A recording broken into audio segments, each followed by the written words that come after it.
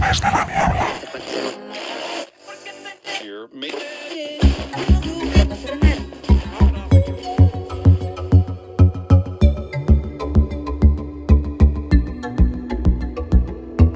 We used to deal with highs and lows.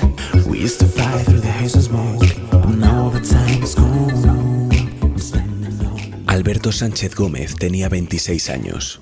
Estudiaba contabilidad y finanzas y, a ojos de su entorno, era un chico normal. Pero en segundo de carrera, según el testimonio de un amigo cercano, viajó con una beca Erasmus a Grecia. Allí habría probado la conocida como droga caníbal y empezó a juntarse con malas compañías.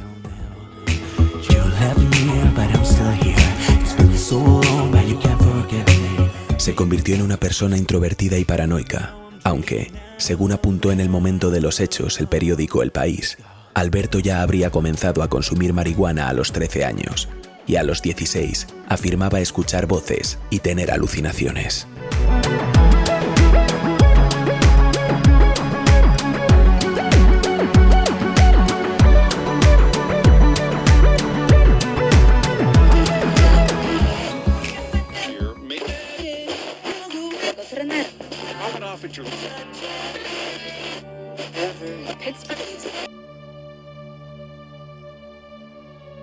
Cuando regresó a Madrid, abandonó la carrera y volvió al piso de su madre. La convivencia fue tensa desde el principio. Los vecinos escuchaban insultos, golpes. Alberto agredía a su madre física y verbalmente. Acabó ingresado en varios centros psiquiátricos. En el primero, La Princesa, se le diagnosticó un trastorno por delirio persecutorio y se le prescribió una medicación que dejó de tomar en cuanto tuvo oportunidad. Regresó al domicilio familiar y su madre fue la que sufrió las consecuencias. María Soledad acabó solicitando una orden de alejamiento y Alberto comenzó a ramonear por la calle y a pernoctar en casas de conocidos. Su madre, al sentir lástima por él, le dejó volver junto a ella, firmando sin saberlo su sentencia de muerte.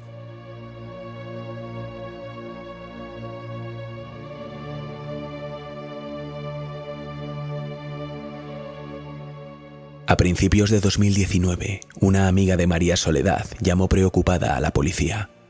Hacía más de un mes que no tenía noticias de la mujer. Hasta el domicilio, situado en el número 50 de la calle Navacerrada del barrio de la Guindalera de Madrid, se dirige una dotación de policía. Daba la casualidad que uno de los agentes conocía a la familia y era consciente de los problemas de Alberto. Sus adicciones a la marihuana y al hachís, sus arrebatos violentos y las órdenes de alejamiento. Pensaron que solo se trataba de una bronca más. No esperaban encontrarse con el horror más absoluto.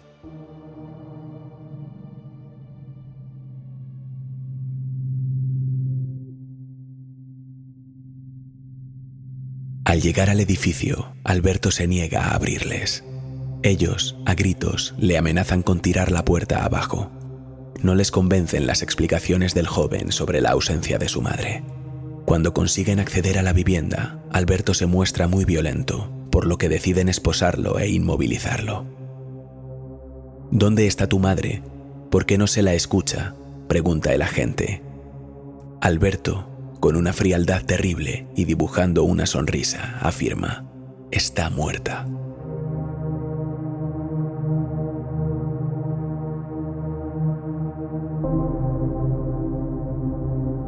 El perro de la familia, Coque, correteaba de un lado a otro nervioso. Uno de los agentes decide comenzar una inspección del lugar. Va habitación por habitación y no tarda mucho en atisbar una bolsa sobre la cama de la habitación de la progenitora. Dentro de ella, una cabellera arrancada y a su lado, una cabeza humana, la de Soledad. Alberto le había arrancado la mandíbula.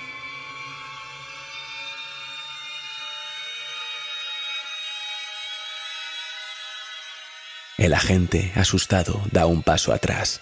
Entonces tropieza con el transportín del perro. De su interior emergen, como si fuese una pesadilla, dos manos cortadas a la altura de los codos y una cadera.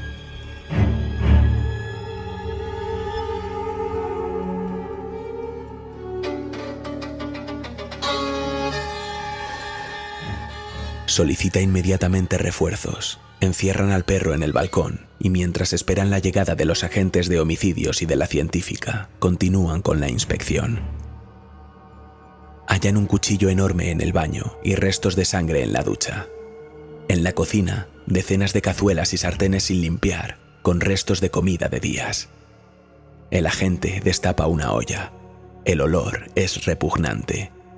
Se asusta, casi puede respirar y ha de contener una arcada al darse cuenta de que se trata de restos humanos. Alberto había estado cocinando y devorando a su propia madre.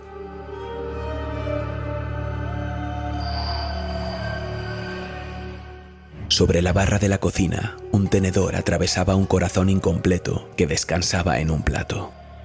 En una sartén, un trozo de costilla mordisqueada. En el salón, sobre una tabla de cortar verduras, una pierna. Alberto había repartido los trozos del cuerpo en tuppers y bolsas y los había colocado en la nevera, el congelador e incluso en el horno. Una de las vecinas del inmueble declaró haber visto a Alberto dejando esa misma tarde una bolsa que el portero bajó al cuarto de basuras. Dentro estaban los intestinos, el cerebro, restos de piel y trozos de grasa.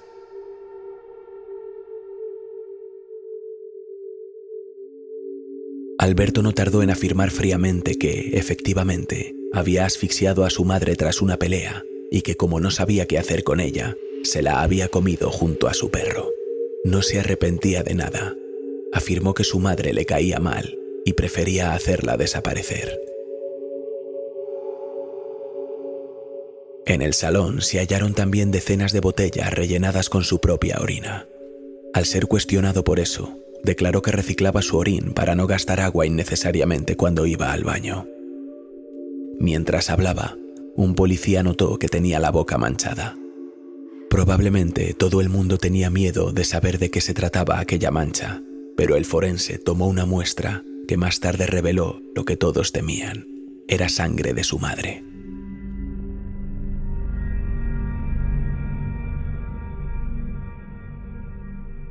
Ya en prisión, pocos días después de su detención, un psiquiatra forense mantuvo una larga conversación con el joven. Durante la charla, Alberto afirmó no sentirse mal por nada de lo que había hecho.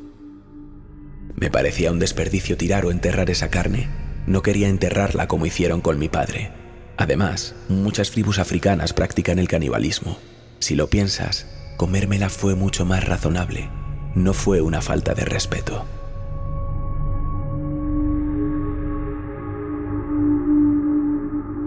La investigación concluyó que el joven había discutido con su madre. En algún momento de ese enfrentamiento, la agarró por el cuello, presionando hasta estrangularla. Una vez muerta, trasladó el cuerpo hasta el dormitorio, lo colocó sobre la cama y con ayuda de una sierra de carpintero y 2 cuchillos, descuartizó el cadáver. En la pared de esa habitación llegó a escribir: «Aquí no se tira nada».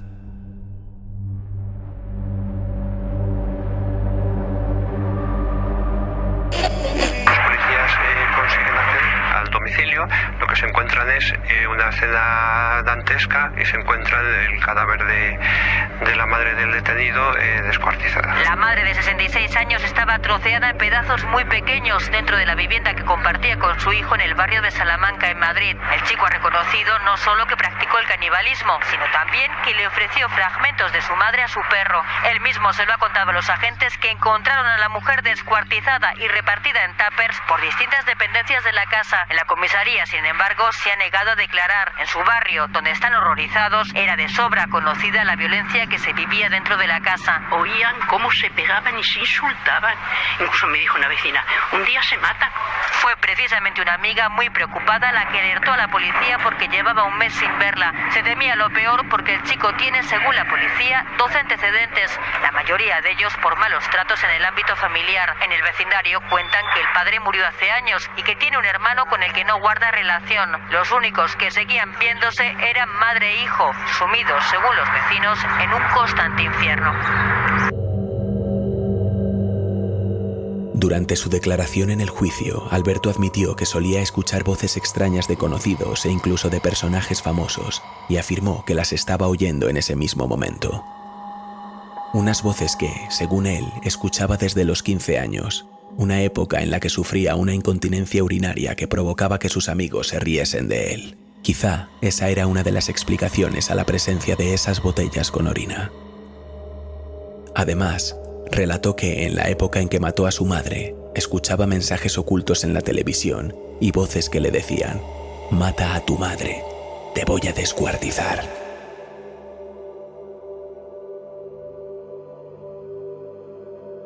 La Fiscalía solicitó 15 años y 5 meses de cárcel para él como autor de los delitos de homicidio con agravante de parentesco y profanación del cadáver, y reclamó que indemnizase en 90.000 euros a su hermano. Alberto Sánchez fue condenado a 15 años y 5 meses de prisión. Desde entonces, ha escrito algunas cartas a la mejor amiga de su madre, asegurando que se arrepiente de lo que hizo y que, de vez en cuando, la echa de menos.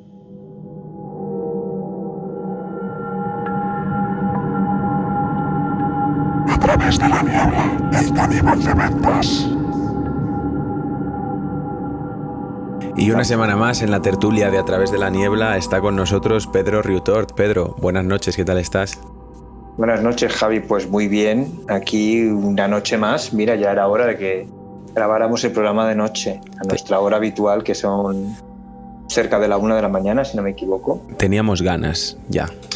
Teníamos ganas, porque como que estos temitas así tan delicados de noche, pues como que tiran más, ¿no? Apetece más hablar luego así, uno tiene pesadillas, ¿verdad? Y nada, quisiera saludar a todos nuestros oyentes que cada semana nos apoyan, pues escuchando tu podcast en el que yo participo y comentando muchos, como siempre decimos, esta tertulia que no deja de ser una opinión y que todas las opiniones de los oyentes son bienvenidas. Eso es, hubo gente la semana pasada que me ha preguntado asustada, ¿pero es el último programa de la temporada? No, todavía nos quedan un par de programas, pero estamos llegando al final de esta segunda temporada de A través de la niebla, que la verdad es que ha sido más de 1 año y medio sin parar, porque no hicimos pausa entre primera y segunda, y ahora sí creo que nos vamos a tomar unas pequeñas vacaciones, pero volveremos con muchas sorpresas, con las energías cargadas, y esperemos que con vuestro apoyo, contando aún con vuestro apoyo. Y como os digo, con muchas sorpresas, pero nos quedan todavía unos programitas antes de despedirnos de esta segunda temporada, en la que hemos hablado de muchos caníbales, esta temporada, sí, la verdad. Sí. Parece que el canibalismo está de moda. Hay muchísimo tampoco, pero ha habido bastantes casos, yo recuerdo como mínimo 4 o 5, ¿no? En esta segunda temporada en las que hemos tocado el tema del canibalismo. Hablamos de Armin Maives, probablemente el caníbal más famoso de la historia, el caníbal de Rotemburgo. Hablamos también del comisario caníbal en un episodio para Mecenas. Hablamos de Luca Magnotta, que cometió actos de canibalismo. Hablamos también de la jabonera de Correggio, que también era una suerte de canibalismo, ¿no? Hacía galletas y tal. Y ahora nos toca quedarnos en España con el que es uno de los únicos casos documentados de canibalismo en España. Yo no sé si conocías tú, la verdad es que es un suceso muy reciente, pero que es tremendo, ¿eh? Sí, el caso de Alberto Sánchez Gómez, ¿no? ¿Se llamaba así este señor o se llama así este señor? Se llama, pues yo creo que conocía el caso a medida que lo iba leyendo, que me parece perturbador, esa es la palabra. Me sonaba de haber oído algo en el telediario, fíjate, cuando sucedieron los hechos. Pero claro, no, lo puedo estar confundiendo, pero sí me era familiar este caso, sí. A mí me sonaba yo lo había oído en su momento en televisión y me sonaba mucho el nombre que se le había puesto, ¿no? El caníbal de Ventas. Y ha habido gente a lo largo de esta temporada que nos había pedido que tratásemos este caso, así que vamos a intentar, pues eso, arrojar un poquito de luz sobre estos hechos y sobre la personalidad de esta persona, que la verdad, un chico peculiar, muy peculiar sería la palabra. Yo no sé la impresión que te has llevado tú de él cuando has leído el dossier, porque hablamos de una persona que en ese momento tenía 26 años, había abandonado la carrera de contabilidad y finanzas. Todo el mundo decía que era un chico normal, pero parece ser que no lo era tanto, ¿no? Había coqueteado con las drogas en su adolescencia, después se fue de viaje de Erasmus a Grecia, al parecer allí se junta con malas compañías, empieza a consumir esa droga caníbal y vuelve de allí bastante alterado, por lo que parece ser, ¿no? Porque empieza una violencia tremenda contra su madre, violencia psicológica, violencia física. Es un poco el preámbulo del drama. Sí, bueno, yo por lo que el caso me ha parecido atroz como está descrito, por lo que el informe que tú me has pasado, y luego yo he visto un par de vídeos también subidos en la red, y eso tengo que decir que es lo que me he documentado. Pero leyendo el texto del archivo que tú me has pasado estos días, me parecía demoledor el caso, muy fuerte. Creo entender que este chico padecía una esquizofrenia y que el consumo de droga lo que hizo fue acelerar, ¿no?, esta enfermedad o despertar esta enfermedad, porque la esquizofrenia es una enfermedad que se suele despertar normalmente en la adolescencia, pues no sé, se puede despertar en cualquier momento, ¿no?, pero mayoritariamente se despierta durante, pues eso, los 17, 18, 20 años, ¿no? Entonces eso es lo que me ha parecido a mí, por lo que he podido leer, ¿no? Entonces, bueno, no sé, ya veremos más adelante a ver, pero es lo que me parece. En un artículo del Huffington Post, Javier Urra, doctor en psicología de la Fiscalía, detallaba lo que opinaba del perfil de este señor. Barajaba una opción que era una psicosis de tipo orgánico por consumo masivo y continuado de drogas, o simplemente que esta persona es mala de naturaleza. Se barajaban esas dos opciones, porque es cierto que luego se defendió, llegaremos después a eso, ¿no? Se defendió alegando que escuchaba voces, pero todo lo que hace, la calma con la que lo hace, el tiempo que le lleva a hacerlo, es desde luego terrorífico, ¿no?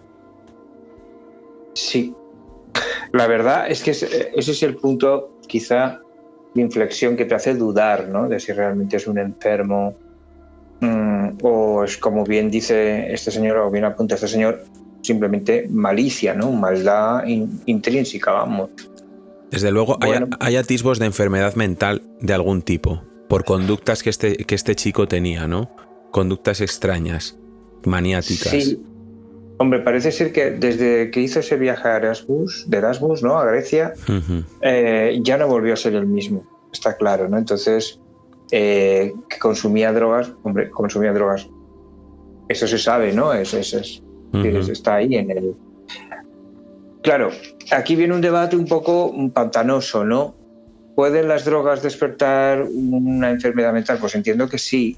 ¿Pueden también provocarla? Entiendo que también, pero hasta ese grado es que yo no sé. Muy bien, yo ahí ya me pierdo, ¿sabes? Yo creo, vuelvo a repetir, por lo que él alega, que dice que ya escuchaba voces antes, ¿eh? Que esto es una cosa que a mí siempre me ha llamado mucho la atención, ¿no? Por las personas estas que pues dicen escuchar voces, ¿no? Digo, ¿y cómo sabes tú? O sea, ¿habrá gente que escuchará voces y no será consciente de que está escuchando voces? No sé si me explico, ¿no? Porque claro, quiero decir, a lo mejor alguien lo percibe desde la infancia como algo normal y en realidad pues no lo es. Claro. Entonces En este caso es cierto que cuando se habla de que este chico consumía la droga caníbal, parece que va al caso, ¿no? Porque estamos hablando de un caníbal, pero está desmentido que esta droga provoque canibalismo. Lo que te puede provocar es una conducta tan violenta que te lleve a morder a otra persona. No es que vayas por allí comiéndote a los demás. O sea, es una droga súper agresiva que provoca, pues eso, conductas extremadamente violentas, delirios, paranoias, bruxismo.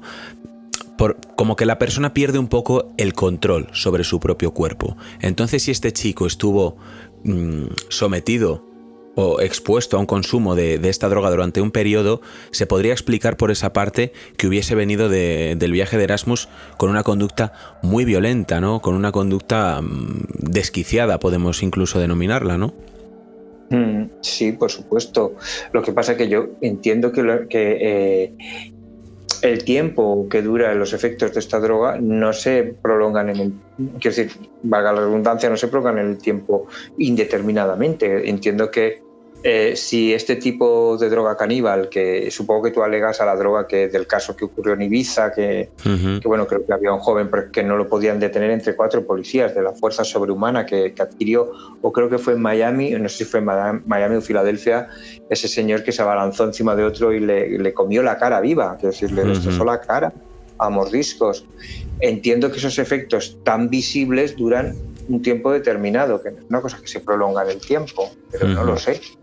Claro, en su momento era una droga, sigue siendo bastante desconocida, pero a día de hoy sí que se sabe que tiene efectos secundarios a largo plazo. Por eso hablaba yo de ese consumo prolongado que podía haber quizá provocado una alteración de la conducta de este chico, de esta persona, ¿no?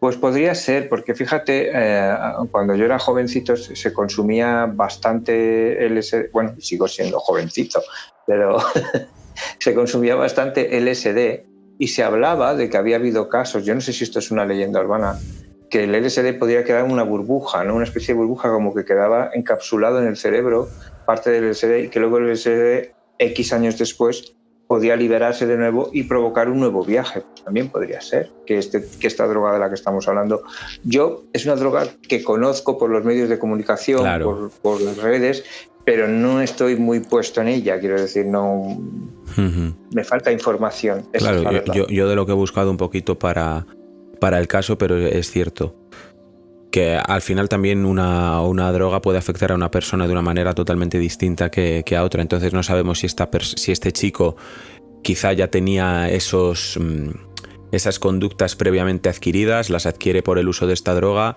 o claro, porque estamos hablando, perdona que te interrumpa, de la droga caníbal, pero por ejemplo la marihuana, está constatado que personas que tienen bastante posibilidades de padecer una esquizofrenia, pues si fuman marihuana se la puede despertar.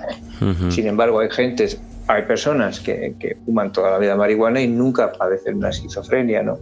Claro, esto viene un poco también con la genética de cada uno. Claro, este chico consumía hachís, consumía marihuana, consumía esta droga caníbal, y además es que tenía unos antecedentes, según él, según su versión, de escuchar voces que decíamos antes, ¿no? Dice que desde los 16 tenía alucinaciones, escuchaba esas voces. Entonces es muy difícil trazar el perfil psicológico de esta persona. Luego además lo vamos a ir viendo, la frialdad, como apuntaba ya antes, pero el caso es que cuando regresa a Madrid de ese Erasmus y vuelve al piso de su madre, comienzan las palizas, comienzan los insultos, comienzan los golpes, llegando al extremo de que este chico acaba ingresado en varios centros psiquiátricos. En el primero, en el de la Princesa, se le diagnostica un trastorno por delirio persecutorio, se le prescribe una medicación que deja de tomar en cuanto vuelve a salir a la calle y regresa al domicilio familiar. Y claro, es esa madre la que vuelve de nuevo a sufrir las consecuencias, las palizas, la violencia, y decide ponerle una orden de alejamiento. Claro, la mujer, al ver al chico sin casa, sin techo, admitió que prefería que aunque se llevasen mal, que aunque le diese esas palizas, aunque estuviese sufriendo a diario, tenerla en casa por pena que se muriese en la calle. Sí, bueno, aquí hay varias cosas que me gustaría comentar. La primera es que en un caso así, si la medicación no se toma a rajatabla, no hay nada que hacer. Es decir, si el enfermo no es consciente del problema que tiene y lleva la medicación con una exactitud muy pulcra, quiero decir, pues entonces esto deja de tener un efecto y evidentemente la persona, pues bueno, si tiene alucinaciones auditivas o lo que sea, pues las va a seguir teniendo, con lo cual, y más si consume droga, porque yo creo que este chico básicamente lo que no dejó de hacer nunca fue consumir droga. Claro, al consumir droga pues dejas muchas veces de tomar la medicación. Eso por un lado. Luego también matizar, que me gustaría mucho matizarlo porque aunque yo no soy un experto en el tema, yo no hice el servicio militar y sí hice la objeción de conciencia, y gran parte de la objeción de conciencia la pasé en el psiquiátrico. Y hay mucha gente que escucha voces, pero son voces celestiales o son voces positivas, o los mensajes que tienen que dar en las voces no son mensajes negativos y para nada son personas violentas, ¿eh? Porque esto es algo que el cine, los que hemos hecho cine y hacemos cine, a veces nos equivocamos y mostramos, o no lo hacemos intencionadamente, pero se muestra una cara muy sensacionalista del problema, cuando en realidad es una minoría muy grande.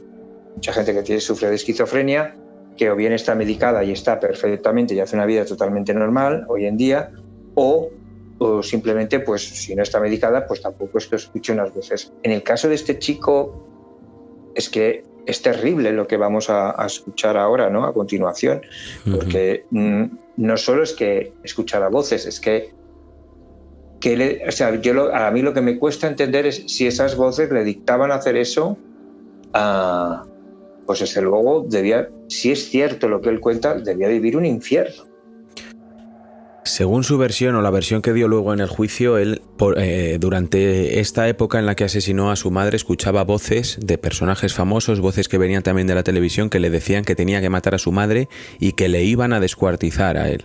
Pero esto es siempre según la versión de este chico. Es cierto que hay un diagnóstico psiquiátrico del momento en el que él entra en prisión provisional, pero siempre se ha dicho que era consciente en todo momento de lo que hacía. O sea, no se ha culpado, digamos la palabra culpado entre comillas, a una esquizofrenia o a una enfermedad mental de los hechos que este señor cometió. O sea, siempre se ha dicho que era plenamente consciente de todo cuanto hacía. Entonces, si el caso es así, estamos ante un monstruo, bueno, de dimensiones impresionantes, ¿no? Creo yo. Pues claro, llega un momento que cesan esas discusiones, se dejan de oír ruidos, se dejan de oír golpes y se deja de ver a su madre, a María Soledad. Claro, a principios de 2019 una de sus amigas llama preocupada a la policía porque hacía más de un mes que no tenía noticias de esa mujer, y además es que era ya muy sonado en el barrio la relación que tenía con su hijo, esa relación tan problemática. De hecho, también es casualidad que la dotación de policía que se dirigió hasta allí, hasta ese lugar, uno de los agentes conocía de sobra los antecedentes del chico y conocía a la familia. Claro, cuando llegan al edificio, llaman al telefonillo, Alberto se niega a abrirles, ya se muestra como extraño, ¿no? Se muestra muy nervioso, los policías le amenazan con tirar la puerta porque no se creen nada de lo que está diciendo este chico, acceden a la vivienda y este se pone tan violento que le tienen que inmovilizar. Aquí uno de los agentes le pregunta ¿dónde está tu madre? ¿Por qué no se le escucha? Y el chico, con una frialdad terrible, es que incluso decía el informe policial que incluso sonriendo, dibujando una sonrisa, les afirma que está muerta. O sea, imagínate ya el percal que se encuentran los policías, ¿no? Es que es como el inicio de una película de terror y lo que van a vivir dentro de ese edificio, vamos. Sí, es tremendo, es muy difícil de olvidar. Yo por eso decía que cuando leí el informe que tú me pasaste, decía, madre mía santísima, qué barbaridad, ¿no? Porque en realidad, bueno, no es simplemente el acto de matar y de matar a una madre, sino es todo lo que viene después, ¿no? Que a mí me parece, no tengo palabras para describirlo, la verdad.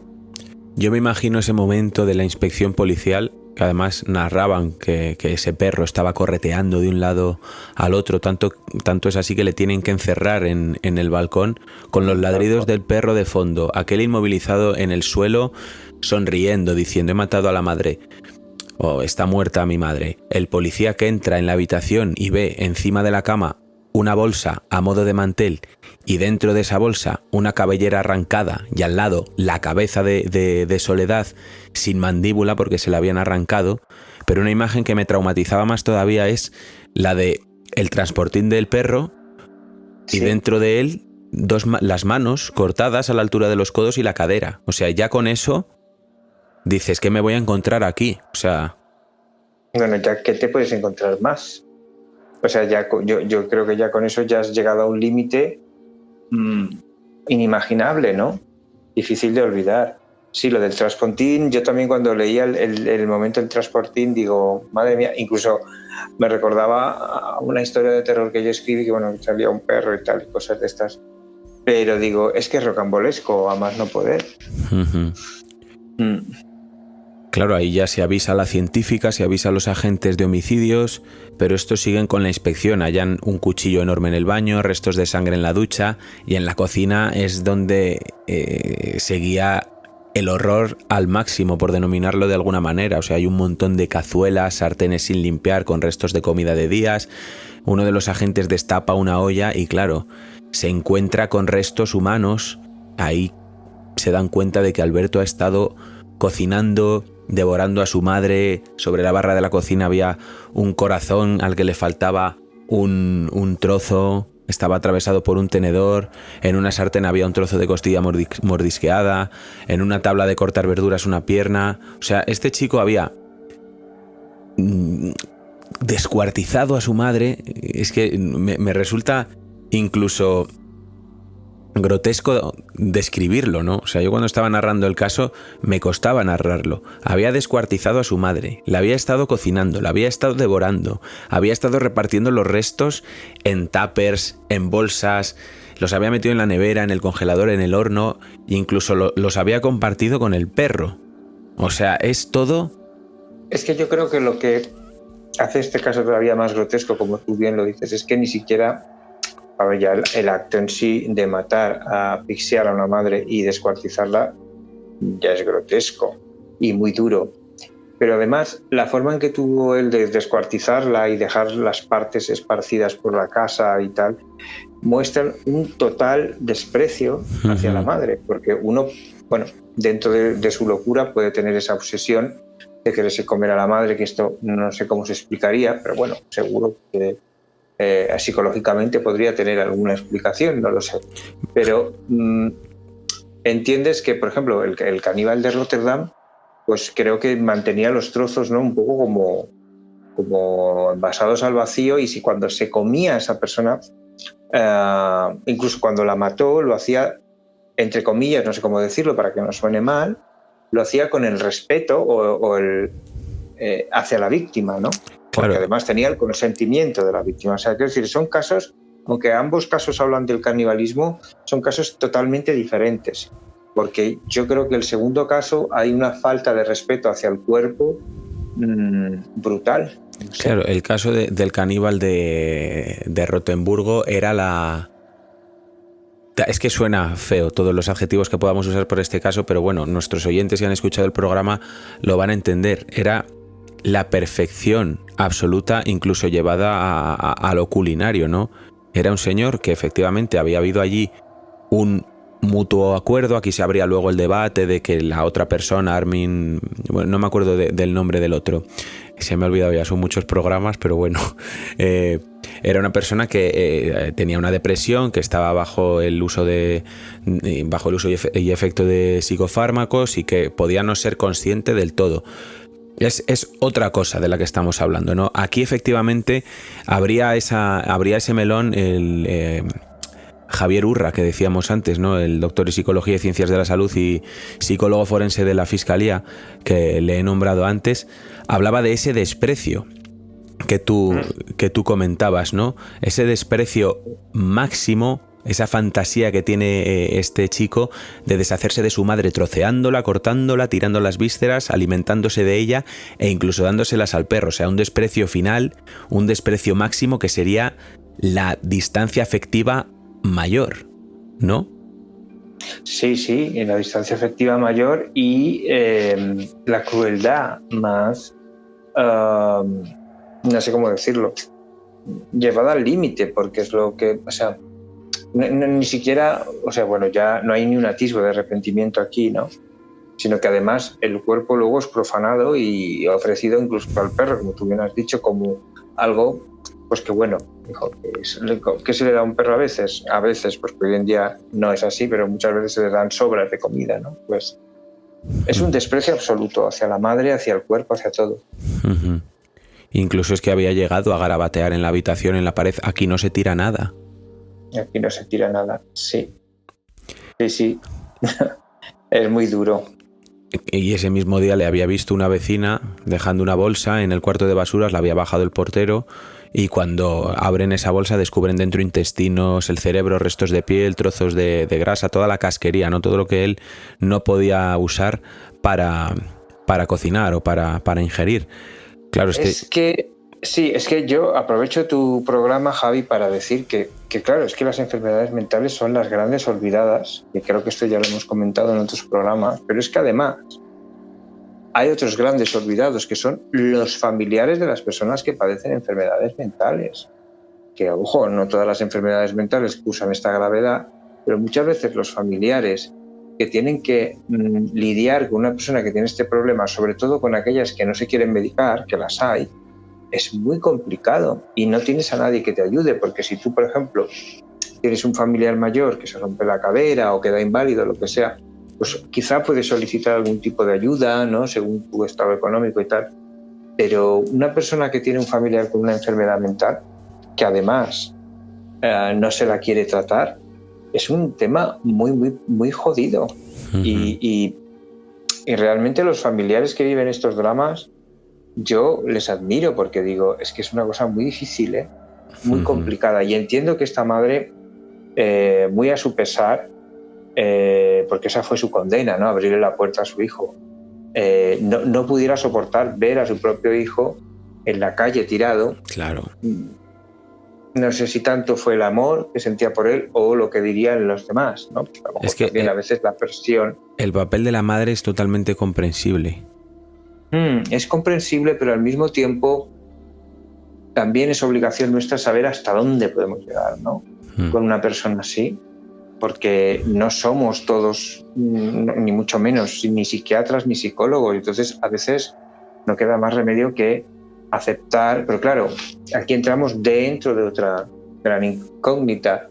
No es obligatorio, o sea, no se le puede obligar a una persona a ingresar en el psiquiátrico, creo yo, a no ser que tenga una actitud peligrosa para la sociedad y de alguna manera pues haya cometido algún tipo de delito, pero normalmente no es tan fácil convencer a una persona mayor de edad para que ingrese en un psiquiátrico. No es un problema tosco, difícil y muchas veces se habla del enfermo, pero no se habla de los familiares que están a su alrededor y el peso que tienen que llevar encima, ¿no? Es que este chico no era hijo único, tenía un hermano que se había distanciado de él hacía muchísimos años por no gustarle el comportamiento de Alberto, pero tenía que ejercer una manipulación emocional también sobre su madre para que le dejase entrar así en casa a sabiendas, porque imagínate a los límites que llegaba esa situación de violencia para que una propia madre solicite una orden de alejamiento y que cuando éste vuelva a casa la asfixie, la asesine fríamente, porque ya lo has dicho tú antes, no es solo el hecho de todo lo que viene después con la madre muerta, es tener el cuajo de asesinar a tu propia madre. Y asfixiarla y hacer todo lo que hace, ¿no? Con el cuerpo, es que es tremendo. Es que es de los casos en 2 temporadas que hemos traído al podcast que más asco, y lo siento porque no me debería posicionar, pero que más asco me da este individuo. O sea, porque es todo. O sea, en el momento, todas las decisiones que toma, en el momento en el que le acorralan y ya confiesa y dice que no se arrepiente de nada, que su madre le caía mal, que prefería hacerla desaparecer, que se la había comido junto a su perro y que era un desperdicio tirar o enterrar toda esa carne, que no quería enterrarla como habían hecho con su padre y que muchas tribus practicaban el canibalismo y que era mucho más razonable comérsela. No era una falta de respeto para él. O sea, son declaraciones de psicópata, de enfermo mental, de qué. No sé qué opinas tú. Uy, es muy complicado porque yo, además, supongo que si hay algún oyente entre nosotros que sea psicólogo o psiquiatra, pues tendrá una opinión más acertada y yo no quiero meter la pata. A mí me parece, claro, si a mí me dice alguien, no, es que sufre una esquizofrenia y esto le conduce o sufre una psicosis, yo qué sé. Joder, pero una cosa es, se le ha ido la cabeza, ha matado a su madre, pero después descuartizarla, cocinar los restos, es un proceso de tiempo largo, se tira un mes con el cuerpo en casa. Me tire en contra quien me tire. Primero, reinsertable, no. O sea, yo no gastaría lo más mínimo ni de tiempo ni de nada en reinsertar. Pues solo le han caído 15 años, ¿eh? Tenerlo vigiladito en un sitio donde pueda estar encerrado y más o menos y listo. Yo considero que una persona de estas características y que no considero una falta de respeto haberse comido a su madre, bueno.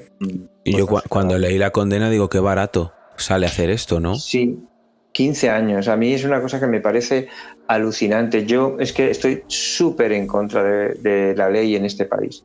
Creo que la ley está hecha aquí fatal. Si en otros países se pasan de extrema del otro lado, o sea, son extremistas en cuanto a la dureza, aquí creo que es súper laxa con el criminal. Claro, yo es que no puedo opinar porque al final me faltan conocimientos en materia de derecho, pero es cierto que ves según qué tipo de condenas por robo y luego te encuentras con un tío que 15 años en la cárcel por... Es que para muestra un botón, quiero decir, una persona que ha hecho esto 15 años, entonces, ¿cómo es que hay gente que por un robo le han caído 30?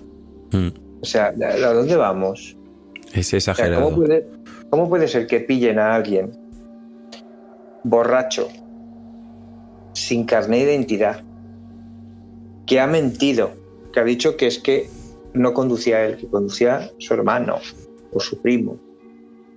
Ha matado y le han caído 2 años. O sea, yo me quedo como, ¿perdona? O 2 años y medio. Que ha estado 2 meses como mucho en la prisión. A mí me parece alucinante. Pues una cosa es que tú vayas con el coche y, oye, mira, un accidente lo podemos tener cualquiera, un error, tal, pero que te hayas, o sea, carcajeado directamente de la familia, de la ley, de todo, y te caigan 2 años.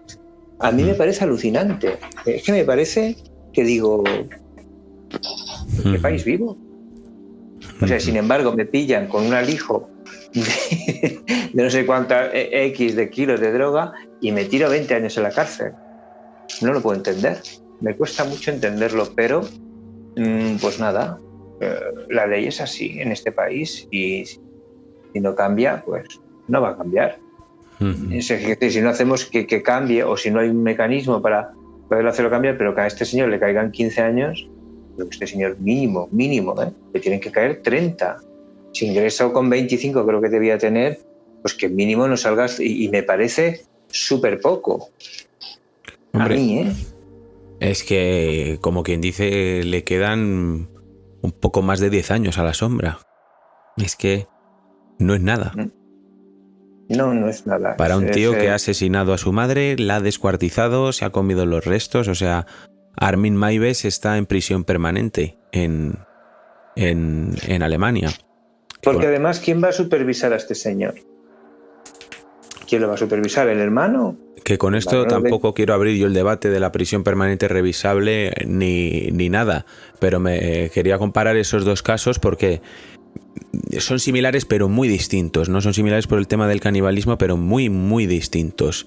Entonces me llamaba la atención porque la violencia que hay en este caso es muy distinta al del otro, ¿no? Es una violencia que nace de la rabia. Yo creo que sí, que además volvemos a lo mismo, las comparaciones son odiosas, pero bueno, en el caso del caníbal de Rotterdam hay un consentimiento, un supuesto consentimiento. Además, ese hombre se curó de todo, lo grabó todo para que quedara constancia de ese consentimiento, y aquí no hay consentimiento ni nada. Aquí lo que hay es una madre destrozada por haber traído al mundo a una especie de demonio, y ante la pena que porque una madre, al fin y al cabo, aunque su hijo sea un asesino, si es una madre de estas que nos entendemos, ¿no? De toda la vida, lo va a defender. Quiero decir, es que para una madre es muy duro, es lo más duro que hay, ¿no? Pero bueno, no sé. Sí, que también, a ver, que no parezca que estamos aquí defendiendo al caníbal de Rotemburgo. O sea, quiero decir, es que nos llamaba la atención los paralelismos en dos casos que son tan diferentes en las formas, ¿no? Pero bueno. Sí, es que no se trata de defender al caníbal de Rotemburgo, pero yo cuando leí el caso del caníbal no me provocó esta animadversión. Es que a Maibes, cuando se le condena a cadena perpetua, se juzga que se piensa que tiene una perturbación incurable y que es un peligro para la sociedad. Y yo me pregunto, ¿y este chico de aquí no? Este chico, pues yo lo encuentro una bestia, sinceramente. Y si es una enfermedad mental, pues bueno, no deja de ser bestial lo que ha cometido. Entonces, ojo, quiero decir... Se hablaba de que la escena del crimen era de las más atroces que se han visto en España, ¿eh? Sí. Yo me lo creo. O sea... Pero bueno, siguiendo un poco para ir cerrando el caso, los detalles del propio caso, este chico había sufrido incontinencia urinaria durante la adolescencia, se encuentran en el salón decenas de botellas rellenadas con su propia orina, que es algo que llamó mucho la atención a los investigadores, ¿no? Porque le preguntaron que por qué tenía eso allí y este dijo que reciclaba su orín para no gastar agua innecesariamente cuando iba al baño.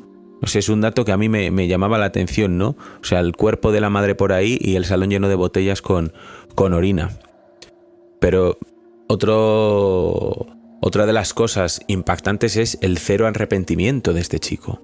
Cero arrepentimiento, que llama luego la atención, que desde la cárcel dice que ha escrito cartas diciendo que echa de menos a su madre y tal, pero en este momento mostró cero arrepentimiento. De hecho, en el juicio se permitía hasta el lujo de ponerse en una actitud muy chulesca, ¿no? Sí, bueno, y esto de que escribiera cartas, yo es que a mí me hace mucha gracia porque al final este tipo de personas se arrepienten una vez que están en la cárcel. Bueno, claro. Es normal, están privados de libertad. Aquí lo interesante sería saber si esto no hubieran descubierto a este señor durante años, ¿no? Si hubiera llegado un momento de arrepentimiento o no. Yo personalmente creo que no. Pero bueno, claro, una vez ya en la cárcel, pues se arrepiente, envía cartas. Bueno, a lo mejor quiere salir y sabe que la forma más rápida para salir es fingir que está muy arrepentido. Es que... ¿Qué quieres que te diga? ¿Sabes?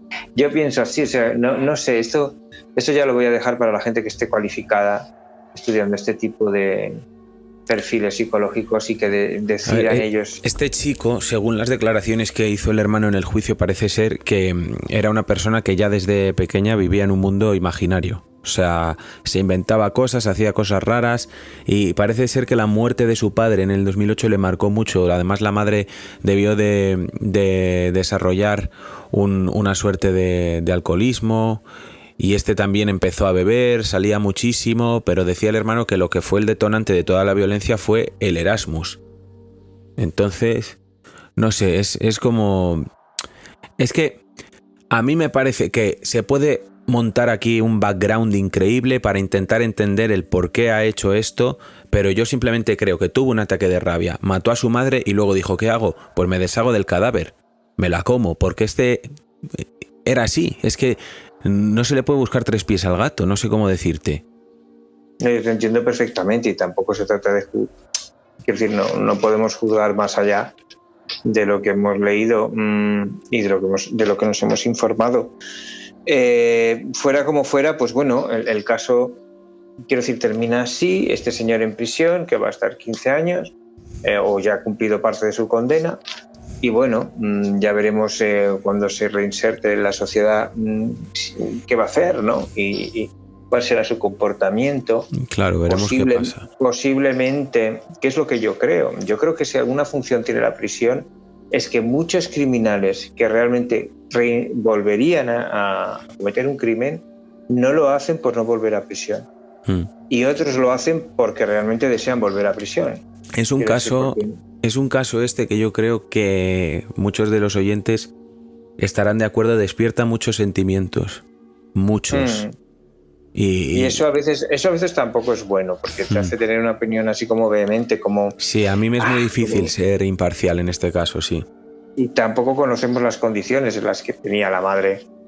Es decir, no lo sé. Yo como narrador he intentado hacer un relato lo más imparcial posible, pero como contertulio, digamos, me cuesta mantenerme en ese papel moderado, me cuesta buscarle un rasgo empático, me cuesta decir, pero puede ser que por aquí, por allá, no sé qué. Es que lo de las piernas, los brazos en el transportín, la pierna sobre la tabla de cortar, el corazón mordido, son cosas que dices... Claro, los que somos muy fan de nuestras madres, como es tu caso, creo, exacto, que es una madre muy guay, que yo la conozco, y la mía, que también es... Total. Pues una madre única, pues nos causa ese rechazo, en este caso, ¿no? Porque dices, qué cabrón, ¿no? O sea, encima de que te abren las puertas para que no estés en la calle, tu respuesta es esa. Bueno, cosas de la vida. Es que yo me quedo ya sin palabra, ¿me entiendes? Porque digo, sin argumentos, digo... Bueno, pues nada. Mira, una de la amiga de la madre precisamente recalcó en el juicio lo desamparadas que están muchas personas que sufren enfermedades mentales en España. Están muy desamparadas. Yo lo he vivido X meses, ¿no? Pero es difícil. Ciertas enfermedades son muy complicadas y a veces, pues bueno, por vergüenza también, ¿no? Que van a pensar o pensando que le van a hacer un mal al hijo o al familiar si lo convencen de ingresarlo en un psiquiátrico, pues callan y aguantan esto en silencio, pero hay ciertos enfermos mentales que destrozan a familias enteras. Claro, y uno dirá, bueno, es que son enfermos, sí, pero ¿quién habla de los daños colaterales, ¿no? Que son las familias? Y la salud mental es algo muy importante, pero ya no solo para el enfermo, es que lo que sufren esas familias, como tú dices, imagínate el encima no poder contar con un apoyo psicológico, psiquiátrico, porque es que acceder a servicios de este tipo es carísimo. No sé si lo hablamos en un programa el otro día, tú y yo en privado, pero es que es... Sí, la seguridad social. Yo hay cosas de la seguridad social que no acabo de entender también, que es como no cubren los problemas dentales, por ejemplo. Solo cubren las extracciones, pero no cubren... Me cuesta entenderlo, ¿no? O como creo que ahora se están poniendo las pilas con la miopía y todo eso. Sí, ahora van a empezar con historias, pero... Muy grave, pero el tema bucal, quiero decir, es que es un tema delicado, ¿no? Que además la boca afecta a muchísimos órganos, al corazón, a los pulmones, una muela está picada. Me parece alucinante que no... No, te tienes que hacer cualquier cosa en los dientes y es un pastón. Es un pastón. Pero con el tema de las enfermedades mentales ya es que me parece que es abismal, ¿no? Como decir, bueno, si es usted multimillonario, pues puede igual permitirse un tratamiento, porque, ojo, hay ciertos tratamientos psicológicos o de ingresar a alguien en según qué clínicas de desintoxicación y tal, que son carísimos. Luego hay versiones, digamos, pero que bueno, a mí no me acaban de convencer mucho, pero bueno, cada uno a lo que voy, que es un tema muy abandonado, ¿no? Y es muy abandonado y sobre todo los familiares muchas veces, lo que decía, por vergüenza tampoco se atreven a manifestarse, ¿sabes? Y como que lo ocultan. Y luego hay que entender también, por ejemplo, si uno nace en una familia, ahora ya es muy difícil nacer en una familia numerosa, pero antiguamente si nacías en una familia de 4 o 5 y te toca uno de los hermanos tiene esta problemática, automáticamente el resto de hermanos pierden atención paterna. Es lógico y es natural, porque los padres no pueden, tienen que repartir la atención a quien más la necesita, y entonces el resto de hermanos sufren de carencia muchas veces o no tienen la atención que deberían tener, porque ciertas enfermedades son como un foco de atención, ¿no? Como que tienes que estar muy pendiente. Gracias a Dios, hoy en día, pues oye, esto ha mejorado muchísimo, la medicación ha avanzado bastante, pero aún así sigue siendo un tema tabú muchas veces para hablarlo y, a mi juicio, a mi opinión, es olvidado. Pues con esto, Pedro, si te parece, cerramos la tertulia de este programa. Sí, totalmente. Yo creo que nos hemos enrollado demasiado incluso. Y en mi caso que me he expuesto demasiado por dar una opinión a lo mejor, pues como decía, bastante vehemente, pero quiero recalcar que es una opinión ante un caso que me parece grotesco, no lo siguiente, nada más, ¿sabes? Una opinión y pues eso simplemente. Bueno, lo que tú decías un día, ¿no? A veces se me olvida que estoy grabando un podcast y que es no... que se me olvida. Yo me imagino hablando contigo en el salón, ¿sabes? Que hay gente que, pues eso, también puede participar, es decir, yo esto sí, yo esto no, yo qué sé, yo me pongo en esta situación, porque si no, y es lo que me gusta de participar en el programa, ¿no? Que tenemos la libertad de expresarnos sin ningún tipo de... Pero bueno, que claro, entiendo que hay momentos en los que uno pues, se deja llevar por los sentimientos. Pero bueno, y eso es también parte de esta tertulia y lo que le da ese punto de frescura, ¿no? Y de originalidad. De humano. Exacto, de humano. Sí. Pues bueno, con esto nos despedimos, con esto y un abrazo muy fuerte a todos nuestros oyentes. Muchísimas gracias por estar aquí una semana más. Ya sabéis, nos escuchamos la próxima semana siempre a través de La Niebla. Pedro, un abrazo también a ti. Un abrazo muy fuerte a ti y a todos nuestros oyentes y que no dejen de comentar si están de acuerdo o no están de acuerdo o qué opinan ellos. Pues eso, nos escuchamos, nos vemos, nos leemos en los comentarios y el próximo viernes con un nuevo programa de A través de la Niebla. Hasta la próxima semana. Buena nit.